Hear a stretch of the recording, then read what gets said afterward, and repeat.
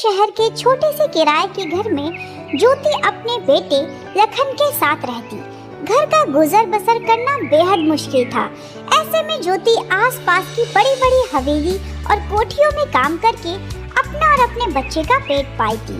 उसी दिल्ली शहर के बहुत बड़े मेंशन में रविंद्र ठाकुर नाम का एक बहुत बड़ा बिजनेसमैन रहता था, जिसके पास पैसों की कोई कमी नहीं थी। उसका एक बेटा था तेज। दोनों माँ बाप अपने इकलौते बेटे से बेहद प्यार करते और हमेशा उसे अपने आंखों के सामने ही रहने देते। उसी बड़े से मेंशन में ज्योति कामकाज करती थी। झाड़ू पोछा, बर्तन, डस्टिंग और घर के दूसरे छोटे मोटे काम किया करती। सुबह से लेके रात तक वह उस घर की साफ सफाई और बाकी जिम्मेदारियों को पूरा करती, जिसके उसे 10,000 रुपए तनख्वाह मिलती। एक दिन लखन के स्कूल की छुट्टी थी तो ज्योति उसे अपने साथ बड़ी हवेली में लेकर आई। वह आसपास खूब सारे रंग बिरंगे खिलौने और हवेली की चमकदार बड़ी सुंदर दीवारों को देखने लगा। ऐसा नजारा उसने पहले कहीं नहीं देखा था। इतने सुंदर खिलौने, बड़ा सा मकान। लखन के चेहरे की मासूमियत और आंखों में भोलापन देखकर घर की मालकिन सीमा ने उसे एक टोकरी में खाने के लिए थोड़ा सा खाना और थोड़े से खिलौने दे दिए। लखन की खुशी का ठिकाना ना था। लखन ने बड़ी ही खुशी के साथ टोकरी में रखे हुए सेब और संतरे खाए और खिलौनों के साथ एक कोने में खेलने लगा। इधर रघुवेंद्र सिंह के बेटे ने बड़े ही प्यार से अपने पापा की गोद में बैठकर कहा, पापा मुझे ना 26 जनवरी के लिए बहुत सारे खिलौने और स्कूल में बांटने के लिए मिठाइयाँ चाहिए और हाँ, बहुत सारी पतंगे भी चाहिए। अगले दिन जब स्कूल जाने का समय हुआ तो तेज ने मुस्कुराते हुए पूछा, पिताजी आप मुझे पतंगे, मिठाइयाँ और खूब सारे खिलौने दिलाएंगे ना? हाँ बेटा हाँ, तो स्कूल से आ जा, उसके बाद मैं तुझे अपने साथ शहर ले जाऊंगा।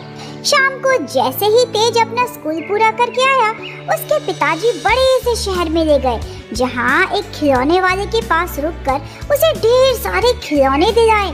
खूब सारी मिठाइयाँ जैसे गाजर की बर्फी और मलाईदार चाप, साथ में गुलाब जामुन, रसगुल्ला और कलाकंद, खूब सारे मिठाई के डब्बे खरीद दिए और आखिरकार 26 जनवरी का दिन आ गया।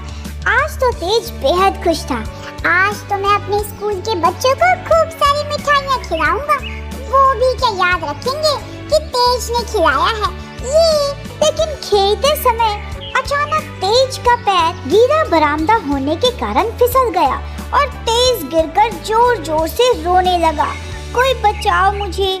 अपने बेटे तेज की आवाज सुनकर जल्दी से ठाकुर रघुवेंद्र सिंह उसके पास आया और जब अपने बेटे को इस तरह रोता हुआ देखा तो उसे बड़ा ही गुस्सा आया। अरे क्या हुआ? पिताजी ये फर्श गीला था, मैं बस खेल ही रहा था कि अचानक मेरा पैर फिसल गया। बच्चे को चुप करवाकर ठाकुर ने हवेली के अंदर पहुंचाया और दूसरी तरफ ज्योति को बहुत डांटा, यहाँ तक कि उसके छोटे बेटे लखन को भी खूब सुनाया। दोनों की आंखों में आंसू थे। अरे तुमने जो फर्श गीला किया था, तुमने जो बरामदा धोया था, उसकी वजह से मेरा प्यारा बेटा फिसल कर गिर गया। अब बताओ इस बात की जिम्मेदारी कौन संभालेगा?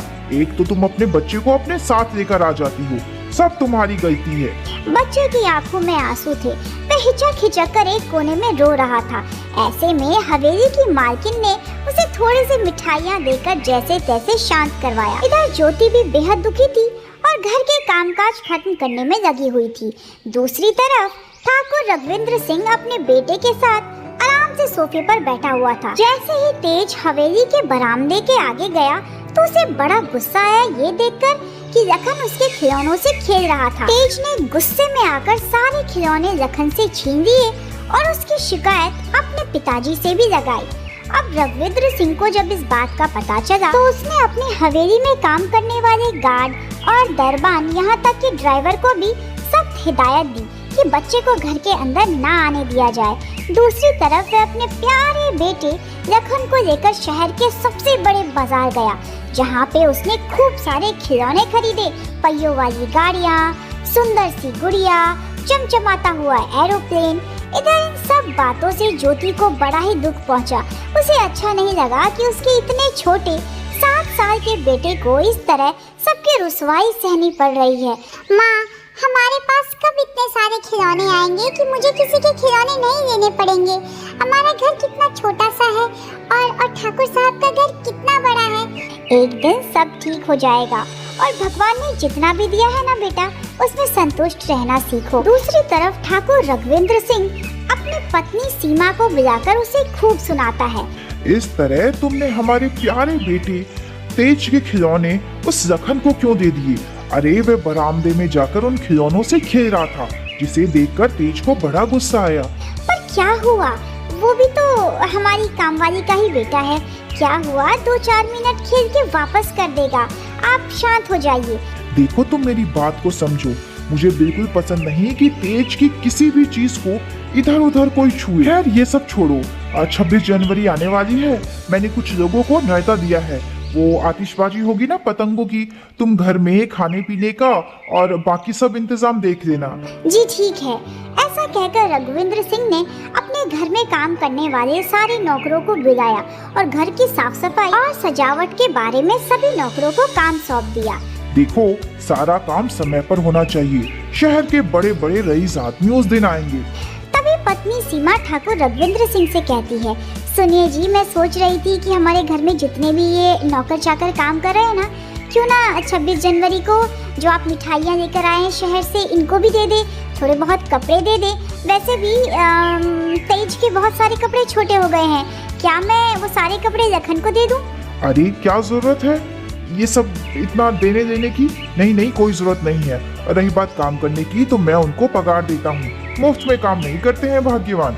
इधर 26 जनवरी के दिन तेज बेहद खुश होता है।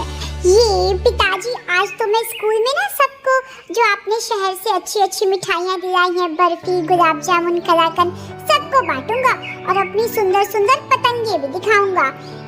तेज सारी रंग बिरंगी पतंगे और खूब सारी मिठाइयाँ स्कूल जाते समय अपनी गाड़ी में रखवा लेता है और अपने दोस्तों को भी सबके बारे में बताता है। दूसरी तरफ लखन बेहद उदास होता है। वह अपने बूढ़े चाचा जी से पूछता है, चाचा जी मुझे भी पतंगे चाहिए, मुझे भी उड़ानी है। अब बेटा हम कहाँ से पतंगे उड़ाएंगे? तू बस यहाँ खड़ा होके आसमान की तरफ नजर घुमा देना, तुझे खूब सारी पतंगे दिखेगी। अच्छा ठीक है चाचा जी। स्कूल से आने के बाद ठाकुर रघुविंद्र सिंह अपने बेटे तेज को लेकर अपनी हवेली के छत पे जाता है। एक सुंदर बड़ी सी पतंग को आसमान में चरखड़ी से उड़ाने लगते हैं। दूसरी तरफ बाकी हवेलियों के भी खूब रईस लोग अपने माँ बाप के साथ, भाई के साथ, बहन के साथ रंग बिरंगी सुंदर पतंगे उड़ा रहे होते हैं कि इतनी ही देर में रघुविंद्र सिंह को अपने बड़े भाई युगवेंद्र सिंह का फोन आता है। युगवेंद्र सिंह ने काफी सालों बाद छोटे भाई को फोन किया होता है, इसलिए ठाकुर रघुविंद्र सिंह भी घंटों तक फोन में लगा रहता है। उसका ध्यान ही इधर उधर नहीं जाता और वह अपने भाई से बचपन की यादें ताज़ा करता है। तो दूसरी तरफ उसका बेटा तेज अकेले बालकनी में पतंग उड़ा रहा होता है। आसपास नौकर चाकर भी नहीं होते और वे घर का काम कर रहे होते हैं कि उतनी ही देर में नन्हा लखन आता है। भैया क्या मैं भी आपकी पतंग उड़ा लूं? चल नहीं, जा यहाँ से, जा यहाँ से। ये बातें करते समय अचानक तेज की पतंग एक बड़े से पेड़ से फंस जाती है। पतंग छुड़ाने के चक्कर में बालकनी के आगे आगे तेज बढ़ता जाता है। अचानक उसका पैर फिसलने के कारण वह रेलिंग से लटक जाता है। नन्हा लखन इधर उधर झांकता है लेकिन उसे ठाकुर साहब कहीं भी नहीं दिखते। इससे वह जल्दी से अपनी माँ के पास आता है। माँ, वो भैया बालकनी से लटके हुए हैं, जल्दी चलो, हमें कुछ करना पड़ेगा। जल्दी से ज्योति बालकनी में आती है तो देखती है कि तेज बालकनी से लटका हुआ है। जैसे तैसे खींचकर वह नन्हे से तेज को अपनी बाहों में पकड़कर गोद में उठाकर बड़ी मुश्किल से बालकनी के अंदर लेकर आती है। इस चलते उसके हाथ पैर में लाल धब्बे और निशान भी पड़ जाते हैं। उसके हाथ पैरों से खून निकल रहा होता है लेकिन उसके चेहरे पे मुस्कुराहट होती है क्योंकि उसने नन्हे तेज की जान बचा ली थी। इन सब जब बातों के बारे में ठाकुर रघुविंद्र सिंह और उसकी पत्नी सीमा को पता चलता है तो दोनों अपने बच्चे के पास भागे भागे आते हैं, उसे गले से लगाते हैं। तुम्हें कुछ हुआ तो नहीं? नहीं, वो आंटी ने मेरी जान बचा ली। ऐसा कहकर तेज पास में ही खड़ी ज्योति से लिपट जाता है और जोर जोर से रोने लगता है। आज आपने मेरी जान बचा दी, आप नहीं होती तो क्या होता? मेरे चक्कर में आपको इतनी चोटें लगी है। अरे कोई बात नहीं बाबा, तुम भी तो मेरे लखन जैसे हो, मेरे बेटे जैसे हो। आप कितनी अच्छी है, मैंने आपके साथ कितना गलत व्यवहार किया। इस तरफ रघुवींद्र सिंह की आंखों में भी पश्चाताप के आंसू होते हैं। उसे बहुत बुरा लगता है कि एक समय पर उसने उसके बेटे लखन को हवेली में घुसने नहीं दिया, खिलौनों के लिए मना कर दिया। इन सब के बावजूद उसकी कामवाली ज्योति ने अपनी जान जोखिम में डालकर उसके प्यारे बेटे तेज को बचा लिया। उसकी आंखों में बेहद आंसू होते हैं। वह माफी मांगता है।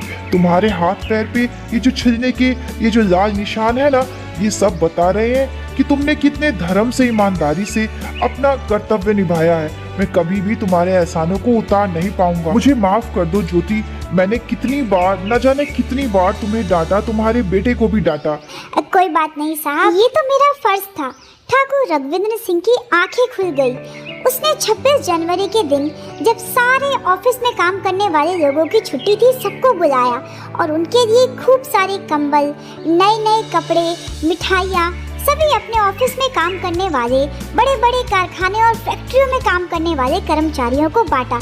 दूसरी तरफ उसने गली मोहल्ले के बच्चों के लिए खूब सारी पतंगे खरीदी। रघुवींद्र सिंह अपने बेटे तेज के साथ बाजार गया। खूब सारी रंग बिरंगी चॉकलेट और कैंडीज ली और बहुत सारी पतंगे। उसके नगर में जितने भी लोग थे, जितने भी बच्चे थे जो पतंग उड़ाना चाहते थे और 26 जनवरी मनाना चाहते थे, उन्होंने उन सब बच्चों के लिए खूब सारी पतंगे, खूब सारी मिठाइयाँ और अच्छी अच्छी चीजें खरीदी। दूसरी तरफ अपने बेटे की जान को बचता हुआ देखकर सीमा के दिल में भी गहरी चोट लगी थी। वह सब लोगों में दान पुण्य करना चाहती थी, इसलिए उसने आसपास के जितने भी मंदिर थे सब में अनाज, गरीब लोगों के लिए खाना और साधु संतों के लिए कंबल बांटे। सीमा को लग रहा था जैसे भगवान ने उसके बच्चे के प्राणों की रक्षा की है। वह बेहद खुश थी।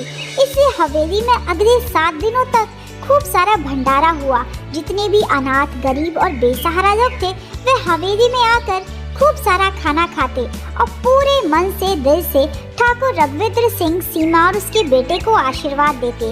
इस तरफ ज्योति की किस्मत भी खुल गई थी। उसके बेटे की पढ़ाई का खर्चा ठाकुर रघुवींद्र सिंह ने उठाया और साथ ही साथ अपने नौकरों को भेजकर उसके घर में खूब सारा अनाज, खूब सारा खाने पीने का सामान, कंबल और सब कुछ दिया। साथ ही साथ रघुवींद्र सिंह ने दोनों हाथ जोड़ के अपने आंखों में आंसुओं के साथ ज्योति से माफी मांगी। तुमने जो किया, मैं कभी भी उसका एहसान तो नहीं चुका सकता। मेरी तरफ से तुम्हारे घर के लिए थोड़ा सा अनाज है, मैं कभी भी तुम्हें काम से नहीं निकालूंगा। तुम जब तक चाहो मेरे घर पे काम कर सकती हो। तुम्हारे बेटे की स्कूल की सारी फीस सभी मैं दूंगा। ये सब उस एहसानों के बदले में बहुत छोटा है। इधर ठाकुर रघुवींद्र सिंह लखन को बड़े ही प्यार से गले से लगाता है। मैं तुम्हारे लिए खूब सारी पतंगे खरीदूंगा। तुम्हें अब किसी के खिलौनों की तरफ ताकने की जरूरत नहीं है। मैं तुम्हारा पूरा घर खिलौनों से भर दूंगा। खूब सारी किताबें भी लेकर आऊंगा जिसमें खूब सारी कहानियां भी होगी। तुम आराम से पढ़ना।